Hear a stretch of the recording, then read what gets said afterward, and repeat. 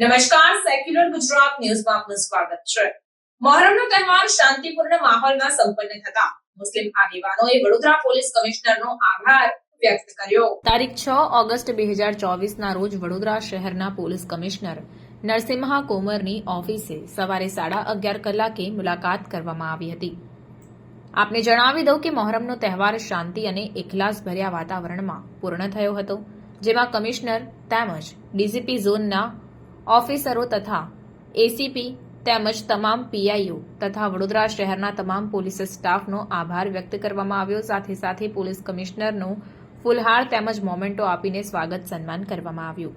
આ પ્રસંગે વડોદરા શહેરના આગેવાન Chiragbhai Shaikh, general secretary GPCC Sayed Javed Bapu, પ્રમુખ Tajiya committee Vadodara Sayed Ayyubbhai Dadhi, Gujarat president national human right committee of India Guddubhai, ઉપપ્રમુખ તાજિયા કમિટી ઇલિયાસભાઈ વાડીવાડા, બફાતીશભાઈ દિવાન, સાકિર બાપુ, મુન્નાભાઈ, આરીફભાઈ, સલીમભાઈ, સલીમ મલિક તથા વડોદરા શહેરના આગેવાનોએ પોલીસ કમિશનરનો આભાર વ્યક્ત કર્યો હતો. રિપોર્ટ નઝીર શેખ સાથે cameraman Arif Sayed, secular Gujarat news, Vadodara. સમાચારોની અવનવી અપડેટ્સ માટે જોતા રહો સેક્યુલર ગુજરાત ન્યૂઝ.